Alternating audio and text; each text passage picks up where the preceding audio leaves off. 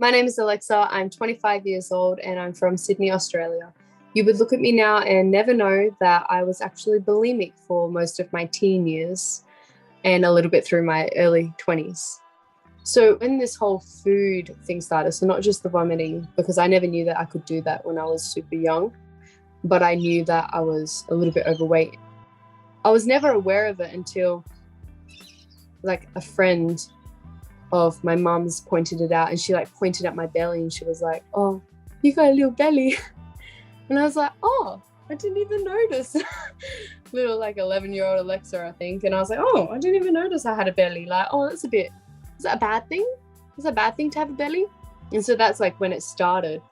And then I was in school, and a friend of mine, she used to make herself vomit, and I was like, "Oh, you can do that? Like, I can vomit out my food, and then I'll be skinny like the other girls, because they all have skinny stomachs." And so since then, it was like everything that I thought was like bad food back then, which I don't identify anything as really bad food now. Anything with balance, I guess. But back then, I would say, anything that's like unhealthy or whatever, I would vomit. And it just started like that, and it was here and there, and then it went to like every day, and then it was like moments where I said that I don't want to anymore, so then I would stop for like a few weeks or something like that, or a few months, but I would do it every now and then it went back to every day.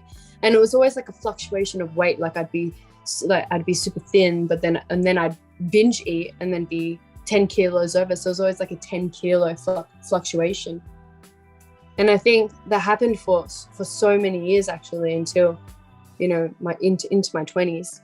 And then I realized, that my body weight is always fluctuating, and I don't want that. I want it to be fit. I want to be fit, and I want to be healthy. And it wasn't until I started learning actually about proper eating, diets, exercise, and all of this, like proper learning about it, as in you need muscle, and to help repair your muscle, you need protein. And so you need to eat. And so it wasn't actually until I gained so much weight that I realized that I need to gain that weight to learn about food and to recover my body, because I've been restricting it for so long. And then because I restricted my body, I would binge eat. So I would eat so much because my body's been so restricted, and then I would gain all the kilos, and then I restricted again. So it was like this cycle of like restricting, binge eat, restricting, binge eat. And I realized that that's causing my fluctuation and the unhealthy body and gut and everything. Is when I learned especially about gut health as well, and how that affects my hormones and affects my mentality. Like if I'm being depressed or something, if I'm depressed, like it's usually gut health for me anyway, personally. When I realized this and I learned about this, that's when I was like, okay, I gotta fix my diet. So, but I think this all really, that turning point of, it wasn't just like weight though that was important. It was my mental health was that turning point really, actually, because all of this, I had a thought and I just lost it. What was the thought? It came down to loving my body no matter what state it's in. So whether I'm super skinny or super overweight or whatever state I was in, that's actually, I think, what the turning point was when I realized I have to love my body no matter what. And in order to do that, I need to, fix my diet. I need to eat. I need to not restrict myself. I need to change that restrictive mindset, because if I'm restricting myself, that's saying, oh, you don't deserve this or you shouldn't eat this. So I had to put on that weight to change the restrictive mindset in order to love my body in whatever state it was, whether it was skinny or big. And that's, I think, the really big changing point, was fixing my diet, fixing my health, learning to love myself, whether I was 20 kilos overweight or underweight. And by loving myself and accepting myself, I think that's key word, accepting myself. By accepting my body, no matter what state it is, that led to me loving myself and loving my body. And with this acceptance comes calmness. With meditation also comes calmness. And when my body was in like a stressful state, my emotions would be everywhere. I would be craving food, or I would feel like I need to restrict because I'm not, good enough or whatever it is. So I learned to accept myself and come to a place where now I don't restrict my body. I eat what I want, whatever I want, whenever I want. And I've actually lost weight. I've lost from almost 100 kilos that I was when I was pregnant. And even as soon as I as soon as I gave birth, then I was still like 93 kilos or something. And now I've lost 23 kilos and I haven't been restricting my body at all. I have a desserts business. I eat cookies every day. I eat cake all the time. But because of this mindset, I've learned to accept myself and not restrict my body. So I have built a better metabolism because I eat more often. So naturally the weight has come off me. I remember when I was like 15 to 17, around that age bracket, that I would come home from work and then I would sit at the bottom of the shower and I would just like vomit like everything that I ate for dinner.